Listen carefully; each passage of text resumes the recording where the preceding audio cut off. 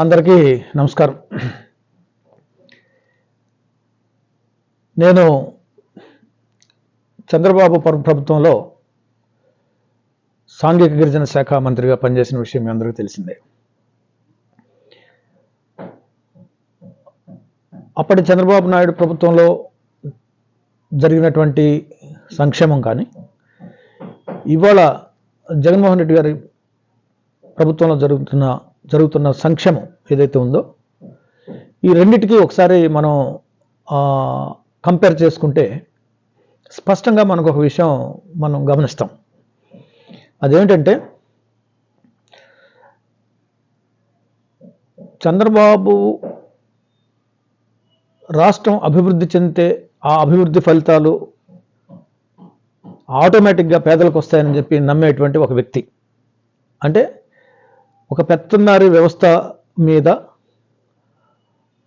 నమ్మకం ఉన్నటువంటి వ్యవస్థ, పెత్తందారీ వ్యవస్థ మీద నమ్మకం ఉన్నటువంటి చంద్రబాబు.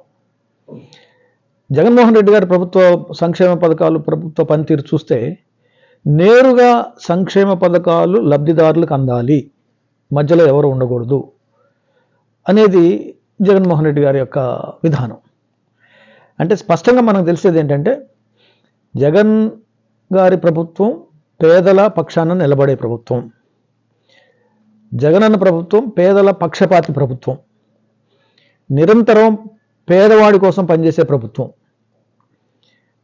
పేద బడుగు బలహీన వర్గాలు ఏ విధంగా వెనుకబాటుతనం నుంచి, పేదరికం నుంచి, అజ్ఞానం నుంచి, నిరక్షరాస్యత నుంచి అన్ని రంగాల్లో ఏ విధంగా ముందుకు రావాలి, అభివృద్ధి చెందాలనేది జగన్ గారి యొక్క తపన. ఈ చంద్రబాబు నాయుడు వచ్చేసరికి ముందు అసలు అభివృద్ధి చేద్దాం, ఈ అభివృద్ధి యొక్క ఫలితాలు వాటంతటికి అవే గ్రామ స్థాయికి వెళ్ళిపోతాయని నమ్ముతాడు. అయితే ఇక్కడ జరిగేది ఏంటంటే, ఈ అభివృద్ధి వలన చంద్రబాబు నాయుడు గారు చేసేటువంటి అభివృద్ధి ఏదైతే ఉందో, ఆ అభివృద్ధి వలన లబ్ధి పొందేది కేవలం ఒక వర్గమే. కొంతమంది మాత్రమే లబ్ధి పొందుతారు, కోటీశ్వరులు అవుతారు. 100 కోట్లు ఉన్న వాళ్ళు 1000 కోట్లు సంపాదిస్తారు, 1000 కోట్లు సంపాదించే వాళ్ళు 1,00,000 కోట్లు సంపాదిస్తారు. ఈ అభివృద్ధికి సంబంధించినటువంటి ఫలితాలన్నీ కొద్ది మందికి మాత్రమే అందుతాయి తప్ప అట్టడుగు ఉన్నటువంటి ప్రజలకు అందం. ఈ విధానం మంచిది కాదు, ఇది తప్పుడు విధానం అని చెప్పేసి జగన్మోహన్ రెడ్డి గారు ఈ సంక్షేమ పథకాలని నేరుగా పేద ప్రజలకు అందించేటువంటి ప్రక్రియ ఆయన మొదలుపెట్టాడు. ఇది సమసమాజ నిర్మాణంలో ఆయన తీసుకున్నటువంటి ఒక విప్లవాత్మకమైనటువంటి విధి విధానం. బాబాసాహెబ్ అంబేద్కర్ ఏ సమసమాజ నిర్మాణం కోసం కలగన్నాడో, ఏ అసమానతల రూపం మాపటానికి ఆయన జీవితం అంతా పోరాటం చేశాడో, ఏ వివక్ష పోవాలని బాబాసాహెబ్ అంబేద్కర్ తన జీవితం అంతా ఉద్యమించి చేశాడో, ఏ స్త్రీ జాతి అభివృద్ధి చెందాలి, వాళ్ళ యొక్క ఆత్మగౌరవాన్ని పెంపొందించే విధంగా, పురుషులతో పాటు సమానంగా జీవించే విధంగా అంబేద్కర్ పోరాటం చేశారో, ఈ అంబేద్కర్ బాటలో నడుస్తూ ఆయన ఆశయాలకు, ఆదర్శాలకు కట్టుబడి ఇవాళ జగనన్న ప్రభుత్వం పనిచేస్తుంది. ఆర్థికంగా, రాజకీయంగా, సామాజికంగా అన్ని రకాలుగా ఈ అసమానతలు తగ్గి సమసమాజ నిర్మాణం జరగాలనేటువంటిది జగనన్న యొక్క ధ్యేయం. అదే అంబేద్కర్ బాటలో ఆయన నడుస్తున్నాడు.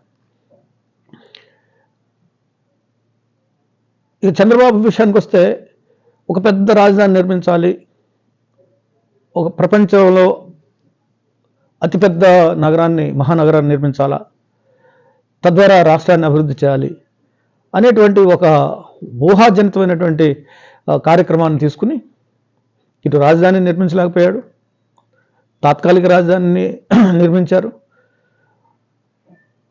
పేదవాడికి మాత్రం జరిగింది శూన్యం. ఒక సాంఘిక గిరిజన శాఖ మంత్రిగా నేను SC/ST సప్లాన్ నిధుల్ని సమర్థవంతంగా, అవినీతికి తావు లేకుండా నేరుగా పేద ప్రజలకు అందించడం కూడా ఆ రోజు ఆయన ఇష్టపడలేదు, సంపూర్ణంగా ఇష్టపడలే.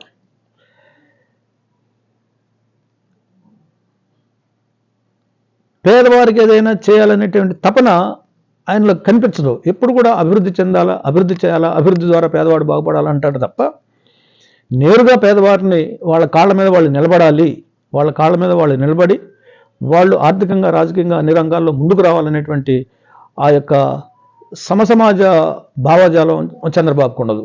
ఎందుకంటే అది పెత్తందారి స్వభావం, భూస్వామ్య విధానం, అంతా ధనిక వర్గాలకు కొమ్ము కాసేటువంటి విధానం. ఇవాళ రాజధాని విషయం చూసుకుందాం. రాజధానిలో 51,000 మందికి పేద ప్రజలకి రాజధానిలో ఉండటానికి పట్టాలిచ్చి ప్లాట్లు కేటాయిస్తే ఇక్కడ పేదవాళ్ళు ఉండటానికి వీల్లేదు, ఇక్కడ ధనికులే ఉండాలి, ఇక్కడ అగ్రకులాలే ఉండాలి, అభివృద్ధి చెందిన వాళ్ళే ఉండాలా, పేదవాళ్ళు వస్తే ఇదంతా కూడా మారిపోతుంది, ఇదంతా ఒక అదేదో స్లమ్ అయిపోతుంది, వెనుకబాటుతనం వచ్చేస్తుంది, పేదవాళ్ళు ధనికులు ఒకే చోట ఉంటాం ఏంటని చెప్పేసి పేదవాళ్ళకి ఇచ్చిన ప్లాట్లను కేటాయిస్తుంటే దాన్ని అడ్డుకోవడానికి వాళ్ళు కోర్టుకు వెళ్ళి ఈ పేద ప్రజల పొట్టగొట్టారు. దీన్ని బట్టి మనకు స్పష్టంగా అర్థమయ్యేది ఏంటంటే జగనన్న ప్రభుత్వం పేదల పక్షాన నిలబడే ప్రభుత్వం, చంద్రబాబు ప్రభుత్వం ధనికుల పక్షాన కొమ్ముగాసే ప్రభుత్వం. ఇవాళ చూడండి, నామినేటెడ్ పోస్టులు తీసుకుందాం. 50% నామినేటెడ్ పోస్టులని ఎస్సీ ఎస్టీ బీసీ మైనారిటీలకు ఇచ్చినటువంటి ఘనత జగన్మోహన్ రెడ్డి గారిది. ఎస్సీ ఎస్టీ బీసీ మైనారిటీలకు రాజకీయ ప్రాతినిధ్యం కల్పించాలి, వాళ్ళని రాజకీయంగా ముందు పెట్టాలి, రాజకీయ సాధికారతను సాధించాలి, ఆత్మగౌరవాన్ని పెంపొందించాలి, ఇతరులతో పాటు సమానంగా వారు కూడా అధికారాన్ని అందుకోవాలి, పంచుకోవాలి అనేటువంటి ఒక పెద్ద ఒక ఉద్దేశంతో, మహోన్నతమైనటువంటి ఉద్దేశంతో వాళ్ళ 50% నామినేటెడ్ పోస్టులని ఎస్సీ ఎస్టీ బీసీ మైనారిటీలకు కేటాయించినటువంటి ఘనత జగన్మోహన్ రెడ్డి గారిదని చెప్పేసి సందర్భంగా నేను తెలియజేస్తున్నాను. నామినేటెడ్ పోస్టులు ఇవ్వాలి, భర్తీ చేయాలంటే చంద్రబాబుకి అసలు ప్రాణమే ఒప్పుకోదు. మేము ఎన్నోసార్లు మా కళ్ళారు చూసాం. అట్లా పూర్తి భర్తీ చేయకుండా 5 ఏళ్ళు కాలం వ్యాపం చేసేస్తూ ఉంటాడు. ఇవ్వాలంటే ఆయనకి, ఒక పేదవాడికి ఒక పోస్ట్ ఇవ్వాలంటే ఆయన ప్రాణం అప్పదు. ఇది మనం స్పష్టంగా ఈ 2 ప్రభుత్వాల మధ్య తేడా మనం చూస్తూ ఉన్నాం.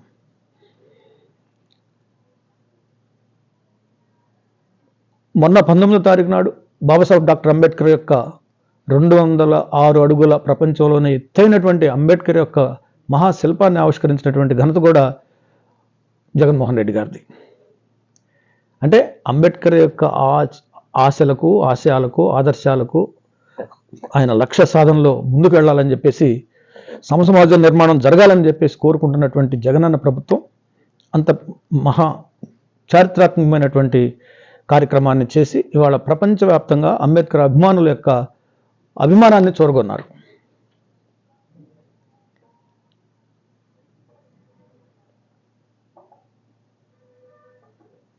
ఇవాళ రాష్ట్రంలో అంబేద్కర్ గారి యొక్క అభిమానులు ఎవరైతే ఉన్నారో, సమసమాజ నిర్మాణాన్ని కోరుకునేటువంటి మానవతావాదులు ఎవరైతే ఉన్నారో, ఈ సమాజంలో పరివర్తన జరగాలి, అసమానతలు తొలగిపోవాలి, వివక్ష పోవాలి అని కోరుకునేటువంటి అభ్యుదయవాదులు ఎవరైతే ఉన్నారో అందరూ కూడా ఇవాళ జగన్మోహన్ రెడ్డి గారి ప్రభుత్వాన్ని ప్రశంసిస్తున్నారు, శ్లాఘిస్తున్నారు, ఆయనకు జయజయలు పలుకుతా ఉన్నారు.